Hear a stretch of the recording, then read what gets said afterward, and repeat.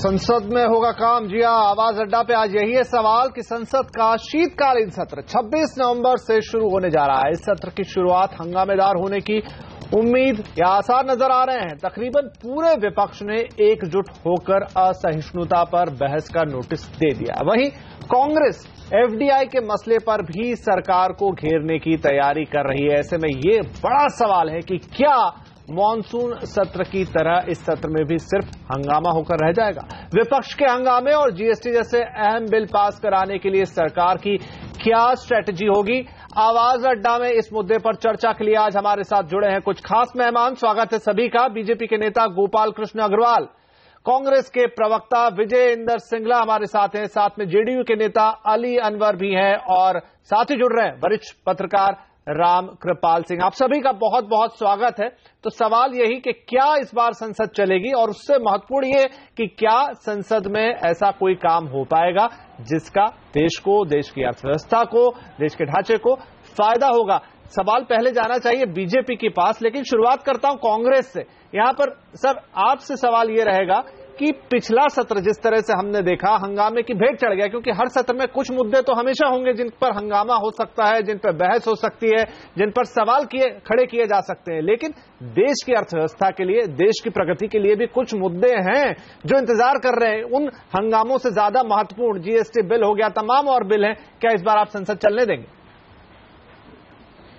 जहां तक कांग्रेस पार्टी की बात है, जीएसटी बिल की बात है, इस देश की तरक्की की बात है, कांग्रेस पार्टी ने हमेशा उस विचारधारा पे काम किया है, उसके ऊपर काम किया है। और जो जीएसटी है वो कांग्रेस पार्टी का ही बिल था। लेकिन जो बीजेपी की जब से सरकार बनी है, जिस प्रकार से इन्होंने जो चर्चा करने की बात को खत्म किया हुआ है, हर चीज को ऑर्डिनेंस के माध्यम से पास करने की कोशिश की जाती है और बिना इस लोकतंत्र के अंदर, बिना किसी विचार विमर्श के बिना उसको पास करने की बात होती है, इसके ऊपर हमारा विरोध है। और जहां तक मुद्दों की बात है, पिछले लोकसभा सेशन के अंदर भी आप देखो वसुंधरा जी का मुद्दा आया, सुषमा जी का मुद्दा आया, किसी बात के ऊपर भी बीजेपी की सरकार उसके ऊपर एक्शन लेना नहीं चाहती। तो कहने का बात है कि मुद्दों के ऊपर चर्चा हो, पार्लियामेंट उसी के लिए बना है। और जब कांग्रेस पार्टी की यूपीए 1 और यूपीए 2 हुआ करती थी, उस वक्त भी संसदीय दल की बैठक हुआ करती थी, ऑल पार्टी मीटिंग हुआ करती थी, मुद्दों के ऊपर विचार होता था, सभी लोग एक मुद्दे पर अराइव अपॉन होते थे और डिस्कशन होकर बिल को पास किया जाता था। लेकिन आज क्या हो रहा है आपके सामने है। और यही एक कारण है कि पिछले लोकसभा सत्र के अंदर भी लॉकजैम रहा, नहीं कोई काम हो पाया।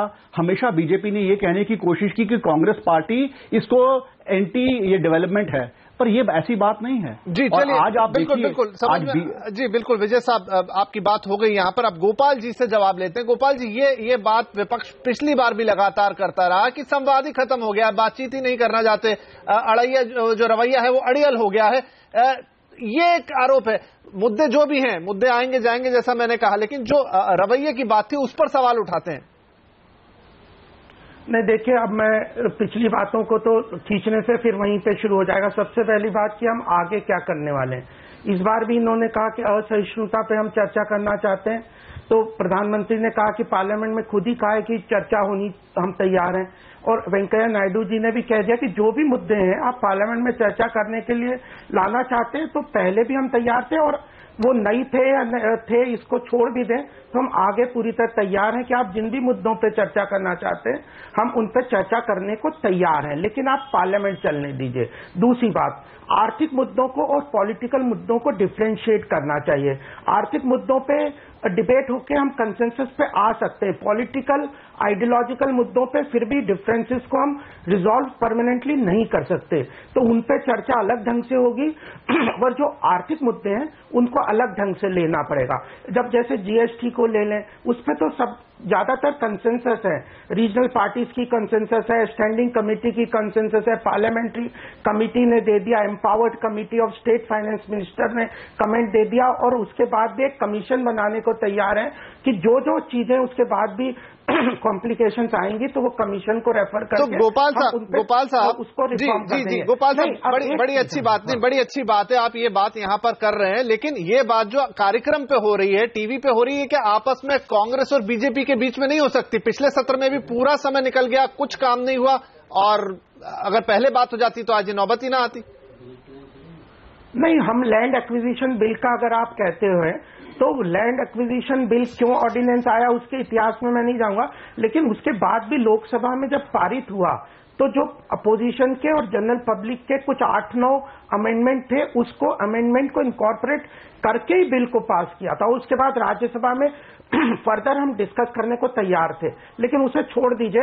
हमने फिर उस बिल पे अब मान लिया कि चलो अपोजिशन है तो उसे रहने देते हैं, स्टेट गवर्नमेंट को छोड़ देते हैं। इसके बाद भी अगर कोई कहे कि हम रिकंसाइल करने को तैयार नहीं है तो मुझे लगता है कि चलिए, विजय इंदर साहब कुछ कहना चाह रहे थे। विजय साहब शायद इसी पे आप रोशनी डालेंगे। देखिए, उन्होंने अपना पक्ष रखा, अब आप वो उनका आरोप है कि आप ही बात करने को आगे तैयार नहीं। देखो, बात ऐसे है कि इन्होंने जीएसटी की बिल के बारे में कहा। मैं कहना चाहता हूं कि पहले प्रदेश के अंदर उसी मोदी जी की सरकार थी गुजरात के अंदर, और जिस प्रकार से विरोध किया जाता था जीएसटी को मंजूर करने के लिए, पास करने के लिए, और उसी प्रकार से अगर आप आज देखिए कि अगर ये बात करने के लिए तैयार हैं, मणिशंकर अय्यर जी ने स्टैंडिंग कमेटी के अंदर अपनी बात जीएसटी के ऊपर कही है, तो अगर ये करने के लिए तैयार हैं तो उसको डिबेट करें और पार्लियामेंट में मंजूर करें, क्योंकि हम तो चाहते हैं इस देश की तरक्की के लिए जीएसटी पास हो। सिर्फ इतना सा कहना है कि उसके अंदर ऐसी चीजें ना डाली जाएं जिसके अंदर लोगों को मैन्युफैक्चरिंग स्टेट के ऊपर 1% एडिशनल टैक्स की बात हो।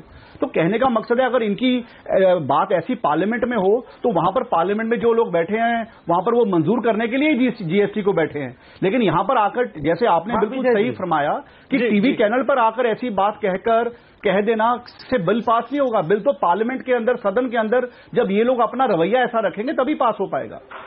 जी चलिए, मैं अली जी, मैं बोलिए। एक मिनट, एक बात मैं छोटी सी कह रहा हूं कि अगर जीएसटी पे ये हम तो यही कह रहे हैं ना, हम थोड़ी कह रहे हैं कि हमारा बिल पास कर दीजिए, आप सदन में चर्चा होने दीजिए।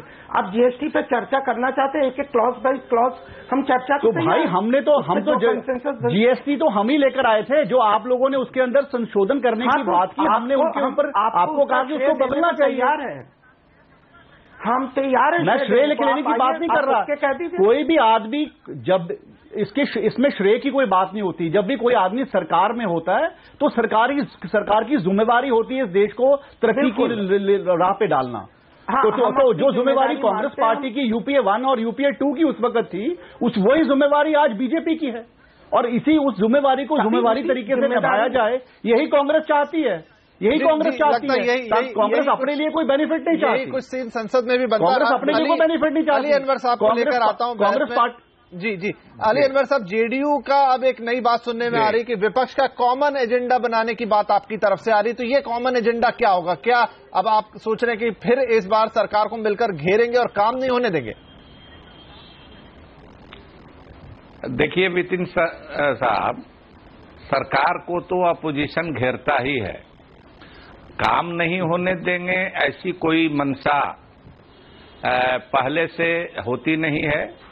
उस समय क्या सिचुएशन होता है, सरकार का रुख क्या होता है, सदन के सामने सवाल क्या होता है, सरकार क्या अड़ियल रुख अख्तियार करती है या सरकार फ्लेक्सिबल है, इस बात को देखा जाता है।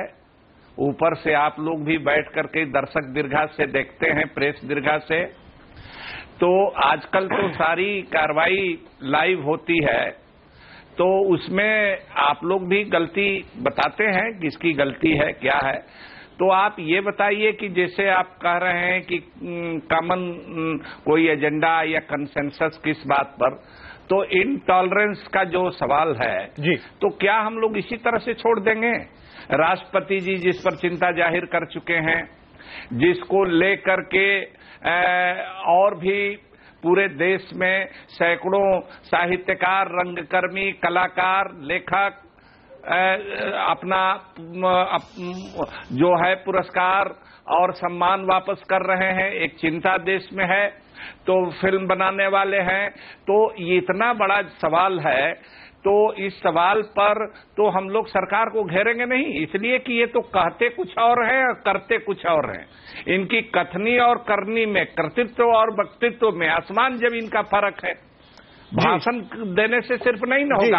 हम लोगों ने तो जग करके, ओवर टाइम काम करके पिछले 2 सत्रों में काम इनका पूरा किया है। इनका आप देख लीजिए, काला विधेयक, काला धन लाने के लिए हम लोगों ने विधेयक पास किया, जी गोपाल जी पूछेंगे नहीं कितना लाए, क्या प्रगति हुई। बिल्कुल हक है, सवाल तो पूछे ही जाने चाहिए। गोपाल कृष्ण जी कुछ कह रहे हैं, लेकिन उससे पहले रामकृपाल जी के पास आता हूं। रामकृपाल जी, पिछले मुद्दे में मोदी गेट था, अब असहिष्णुता का मामला आ गया है, तो ये इस तरीके से मामले, जैसा हमने शुरुआत में भी कहा कि मामले हमेशा आएंगे, सवाल हमेशा रहेंगे, कुछ विरोध हमेशा रहेगा सरकार का, लेकिन जिस तरीके से पूरे के पूरे सेशन वाइप आउट हो रहे हैं, काम कुछ भी नहीं हो पा रहा है, उसका असर आपके देश पे पड़ता है। ये किस हद तक सही है, बैलेंस कैसे स्ट्राइक होगा? देखिए, मैं एक सवाल कर रहा हूं, करीब करीब डिबेट के 7 मिनट हो गए हैं। मैं बड़े ध्यान से सुन रहा था। कांग्रेस के प्रवक्ता ने कहा, फिर बीजेपी की तरफ से आवाज आई, फिर अली अनवर साहब ने बात की। मुझे लगा ही नहीं कि कहीं तीनों की बातों में कोई मतभेद है। कांग्रेस कह रही है कि हम चर्चा चाहेंगे, बीजेपी ने कहा हम चर्चा के लिए तैयार हैं, अली अनवर साहब कह रहे हैं कि हम देश में के लिए अच्छा काम करेंगे, इसके लिए हम सरकार पर दबाव डालेंगे। तो मुझे लगा नहीं अभी तक कोई मतभेद का मुद्दा कुछ भी नहीं था, लेकिन 7 मिनट डिबेट के हो गए। ऐसा लग रहा है जैसे किसी बड़े मुद्दे पर आप खुद डिबेट बताइए, अभी तक मतभेद का कोई मुद्दा नहीं। वो कह रहे हैं हम डिबेट चाहते हैं, वो कह रहे हैं हम डिबेट के लिए तैयार हैं। अली अनवर साहब कह रहे हैं हमने पुराने बिलों पर हमेशा साथ दिया है, और इनके केसी त्यागी साहब ने अभी जीत के बाद ये कहा है कि हम तो जीएसटी पर पहले से तैयार हैं, पहले भी साथ रहे। रामकृपाल साहब, मुझे लगता नहीं, मैं अपनी बात कह लूं। जी। देखिए, कहीं भी बातचीत में सैद्धांतिक रूप से कहीं असहमति नहीं है, बिल्कुल, लेकिन एक तरफ से अली अनवर साहब ने कहा कि हम एक तो बहस करेंगे या घेरेंगे, क्योंकि देखिए बहस करना और घेरना दोनों का बड़ा फर्क है। और एक हो रहा है कि बॉडी लैंग्वेज क्या होती है, झगड़े का ये भी रीजन हो सकता है कि फलाना ने, एनडीए ने जो है आंखें झुका के नहीं बात की, आंखें दिखा के बोल रहे थे। मेरा ये कहना है कि अगर पहले से ही मन में ये शंका बना के चलेंगे कि नहीं वो ऐसा करेंगे ही, और जाहिर सी बात है इनका भी कहना सही, एनडीए की जिम्मेदारी ज्यादा बनती है, एनडीए को पिछली भूलों से सबक लेना चाहिए, एनडीए को विनम्रता का एक परिचय देना चाहिए, और संसद शुरू होने से पहले आल पार्टी के लोगों से बैठ करके न्यूनतम कुछ मुद्दों पर बातचीत करनी चाहिए। एक सहमति संसद शुरू होने से पहले भी बनती है, वो बननी चाहिए। बड़ा वाजिब सवाल उठाया रामकृपाल जी ने कि यहां तो कोई असहमति दिख ही नहीं रही है। शुरू में हमने भी पूछा कि जब यहां सारी बातों पे राजी हैं, तो आखिर ऐसा क्या है कि संसद का पूरा सत्र निकल जाता है बिना काम के? गोपाल कृष्ण साहब, क्या ये बात सही नहीं होगी कि क्यों संसद का जब सत्र 26 तारीख को शुरू होगा उसका इंतजार किया जाए? पहले तो कुछ दिखाई पड़े कि कहीं बातचीत शुरू हुई है, कहीं कोई प्लानिंग दिख रही है, कहीं आप समन्वय की कोशिश कर रहे हैं। देखिए, मैं इसमें 2-3 चीजें स्पष्ट जरूर करना चाहता हूं। पहली बात कि जो गवर्नेंस की कईयों ने बात की, तो गवर्नेंस की जिम्मेदारी हमारी है। आर्थिक विकास की तरफ बढ़ना हमारा मैंडेट था, जनता का मैंडेट हमें मिला है, तो हम उस तरफ पक्की पूरी फोकस्ड वे में आगे बढ़ेंगे। अब दूसरी बात है कि क्यों ये बहस बाद में जाके डिरेल हो जाती है। मुझे लगता है कई मुद्दों को जब हम पार्लियामेंट में डिबेट में मिक्स कर देते हैं तो फिर कॉम्प्लेक्सिटीज हो जाती है। आइडियोलॉजिकल डिफरेंसेस तो रहेंगे, आइडियोलॉजिकल इश्यूज पर डिफरेंसेस रहेंगे, क्योंकि हम डिफरेंट आइडियोलॉजी के लोग हैं। तो आर्थिक मुद्दों पे हमें साथ मिलना चाहिए। आर्थिक मुद्दों को और आइडियोलॉजिकल डिबेट्स को अगर हम मिक्स कर देंगे तो कॉम्प्लेक्सिटी आने वाली है, फिर हम एक दूसरे को ब्लेम करेंगे, वो हमें कहेंगे, हम इन्हें कहेंगे। तो यह चीज को ध्यान में रखना पड़ेगा, इसमें पब्लिक का भी रोल आ जाता है। तीसरी बात, अब हम आर्थिक मुद्दों को 3 विभाजन करेंगे, उस तरह चलेंगे कि एक तो होगा एडमिनिस्ट्रेटिव रिफॉर्म्स, दूसरे होंगे लेजिस्लेटिव रिफॉर्म्स, और तीसरे होंगे इम्प्लीमेंटेटिव रिफॉर्म्स।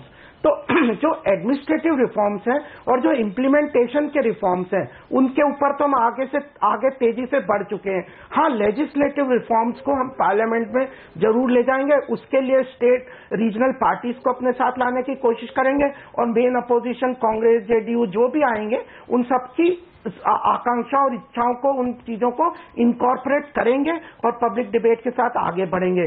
लेकिन हम आर्थिक विकास की तरफ तेजी से बढ़ेंगे, इसलिए हम डिटरमिन्ड हैं और आगे बढ़ेंगे। उसको चाहे मनी बिल के रूप में लाना पड़े, चाहे उसको फिर हमें दूसरे किसी तरह से करना पड़े। तो दूसरा कौन सा तरीका? क्योंकि कंसेंसस को बिल्ड करने के लिए मेन मुद्दे को ही छोड़ दें, ये नहीं होता। जी, दूसरा तरीका आप कह रहे हैं, तो यहाँ पर गोपाल साहब दूसरा कौन सा तरीका? क्या आप कोई वहां पर एडमिनिस्ट्रेटिव ऑर्डर लेकर आएंगे, क्योंकि उसका तो विरोध कर रही है कांग्रेस? नहीं, जैसे 3-4 मैंने बोला कि जो रिफॉर्म्स है उनको 3 कैटेगरी में विभाजित करती है सरकार। एक होते हैं एडमिनिस्ट्रेटिव रिफॉर्म, जैसे FDI वगैरह, ये एडमिनिस्ट्रेटिव रिफॉर्म्स है। आपकी समझ में आई, लेकिन जीएसटी की बात कर रहे हैं, क्योंकि सबसे महत्वपूर्ण वही है। जीएसटी का क्या करेंगे, क्योंकि जीएसटी पर जब तक सबकी सहमति नहीं होगी आप उसे पास नहीं करा पाएंगे।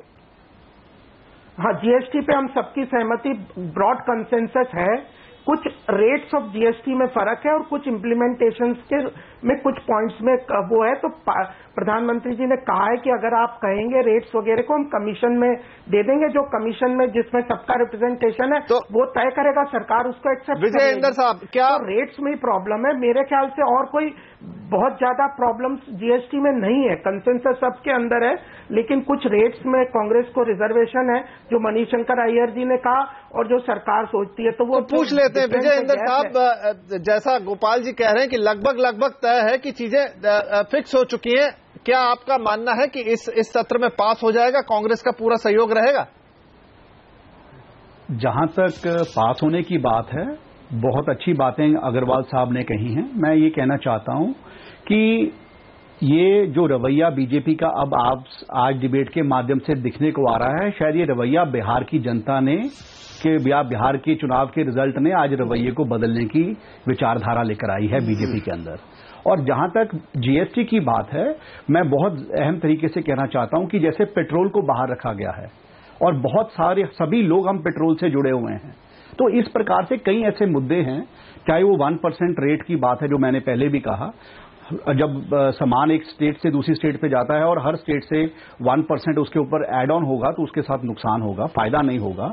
और उसके बाद रिड्रेसल की बात है, जो कहने का भाव है कि अगर ये लोग इस चीज की चर्चा कर उसको विचार विमर्श के माध्यम से खत्म कर लें, तो मैं समझता हूं कि जीएसटी पास करने के लिए कांग्रेस पार्टी सबसे अगली कतार में खड़ी होकर उसको पास करने के लिए हाजिर है। क्योंकि कांग्रेस पार्टी ने इतने लंबे समय से इस बिल को लाकर इसके ऊपर काम किया, इतनी बार स्टेट फाइनेंस मिनिस्टर्स को बुलाकर उसके ऊपर चर्चा की, उसके ऊपर एक इस प्रकार से उसकी सहमति बनाई ताकि आने वाले समय में इस देश की जनता को फायदा हो सके, देश की प्रगति हो सके, देश के अंदर विकास का कार्य और बराबर से बढ़ सके।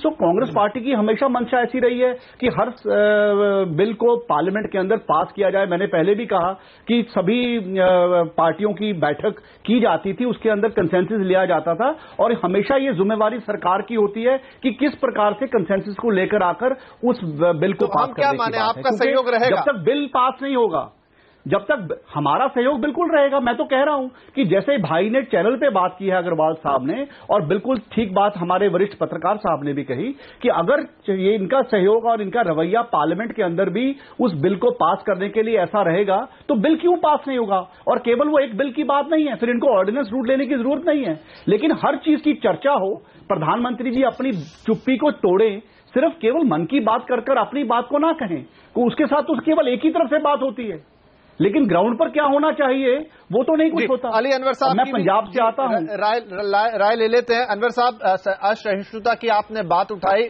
काफी कुछ देश में इस वक्त हो रहा है, लेकिन जैसा कांग्रेस भी कह रही है, बीजेपी से भी आवाज आ रही है कि राजनीतिक चीजों को अलग रखेंगे, दूसरे मुद्दों को अलग रखेंगे और आर्थिक मुद्दों को अलग रखेंगे, तो क्या आप भी इसी लाइन पर संसद में शामिल होंगे या नहीं? आपका विरोध अलग तरीके से होगा? नहीं, आर्थिक मुद्दों में दाल भी न है। 200 रुपये किलो दाल बिकेगी और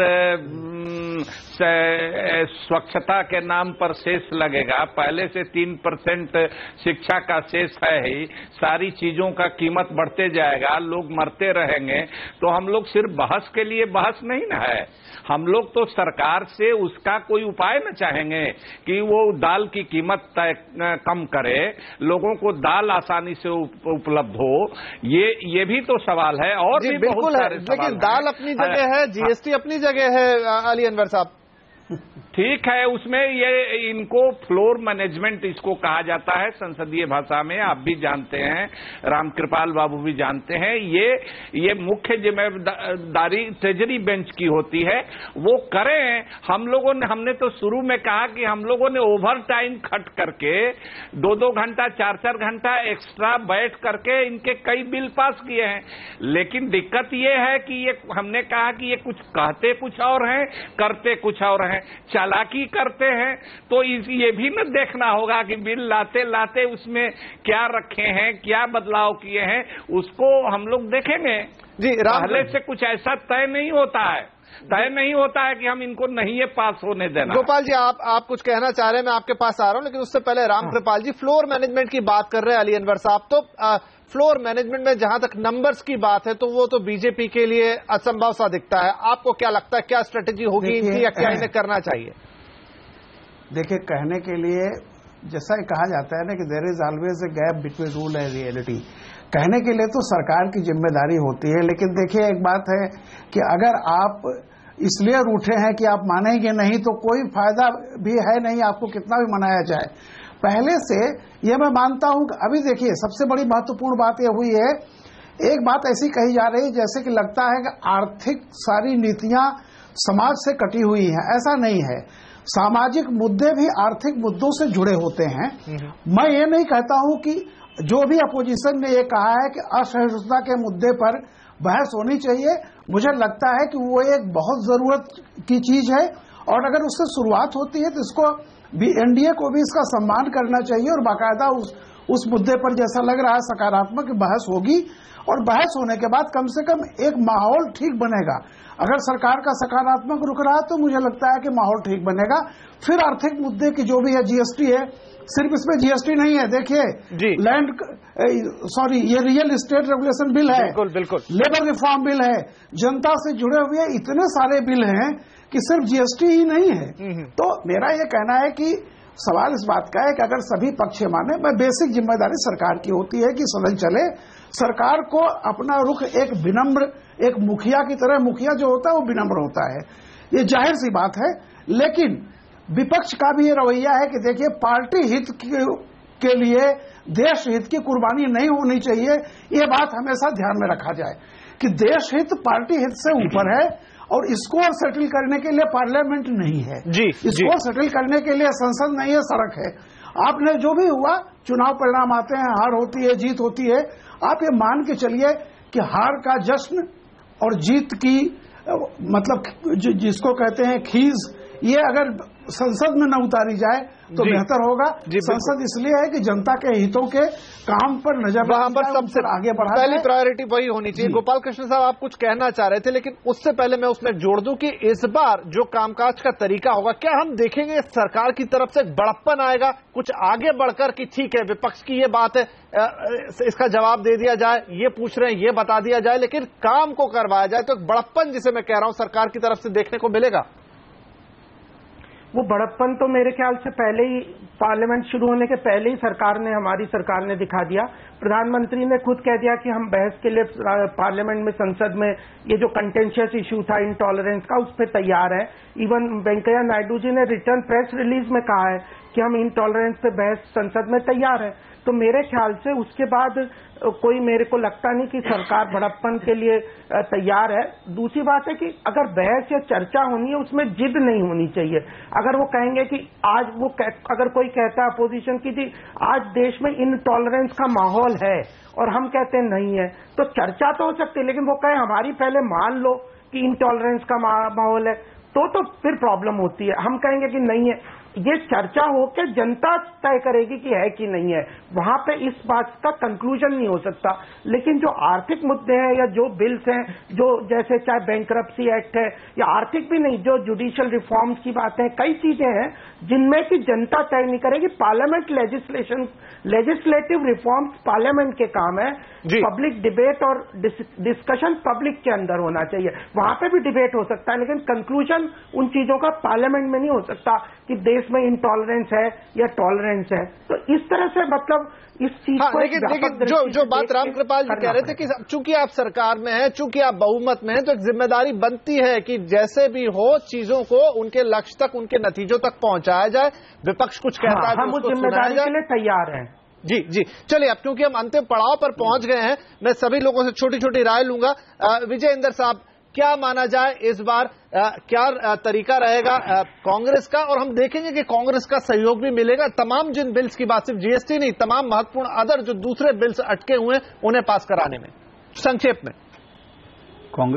कांग्रेस पार्टी ने हमेशा, मैंने पहले भी कहा कि कांग्रेस पार्टी हमेशा हर बिल के समर्थन देकर उसको इस देश के हित में, इस देश की जनता के हित में, इस देश की विकास की सोच को रखते हुए हमेशा आगे बढ़कर काम करने के लिए तैयार रही है और तैयार है भी।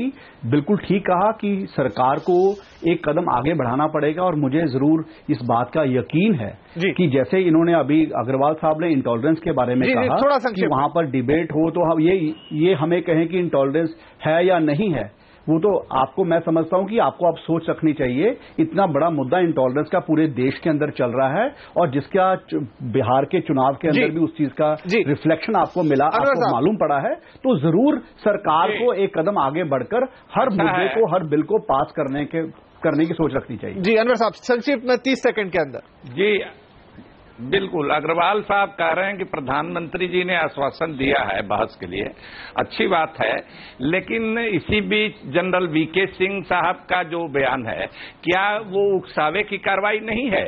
इस तरह के एटीट्यूड से पूछेगा, सारे सवाल पूछेगा संसद में, लेकिन आपकी तरफ से सहयोग रहेगा? पार्टी नहीं, इस तरह का इंटॉलरेंस रहेगा तो ये सवाल भी उठेगा, और उस बहस में तीखापन तो आएगा ही। कोई एक्शन ही नहीं होता किसी के ऊपर। बहस के लिए बहस करके खत्म, कोई एक्शन नहीं, कोई कार्रवाई नहीं। जी संदेश, मुझे लगा संदेश चला गया। रामकृपाल साहब, अंतिम 20 सेकंड में आपकी टिप्पणी, क्योंकि समय समाप्त हो रहा है। मैं केवल 2 वाक्य कहूंगा। एक वाक्य सत्ता पक्ष के लिए कि जो सत्ता में होता है उसको विनम्र होकर के, अगर मोदी जी से लोग कहते हैं कि आप स्पीच दीजिए, तो मोदी जी को जवाब संसद में देना चाहिए। दूसरी बात, मेरा विपक्ष से अनुरोध है कि आप ये मत भूलिए कि अगर कभी 2019 में अगर आप सत्ता में आ गए, तो राज्यसभा में हो सकता है कि एनडीए उस स्थिति में हो जिस स्थिति में आज आप हैं। गलत परंपरा शुरू करेंगे तो इसका कोई अंत नहीं होगा। कहीं न कहीं प्रतिशोध, हमने कोई गलत परंपरा शुरू करने की बात रखी नहीं है भाई। चलिए, क्योंकि समय समाप्त हो रहा है, बस उम्मीद यही होगी कि जो सत्र शुरू होने वाला है उसमें जो उम्मीद सरकार की तरफ से है, जो भूमिका सरकार की है, वो और बेहतर तरीके से नजर आएगी। सबकी मांग है, और यहां पर लग रहा है बीजेपी खुद कह रही है कि प्रधानमंत्री आगे होकर बात करने की बात कह रहे हैं। और सबसे मोटा कि इन सारी चीजों के बीच में देश हित के जो काम है, जो बिल अटके हुए हैं, जीएसटी से लेकर तमाम दूसरे बिल, वो हमें इस बार पास होते हुए नजर आएंगे, ना कि ये सत्र धुलता हुआ नजर आएगा। आप सभी का इस चर्चा में शामिल होने के लिए बहुत धन्यवाद। हमें भी उम्मीद है।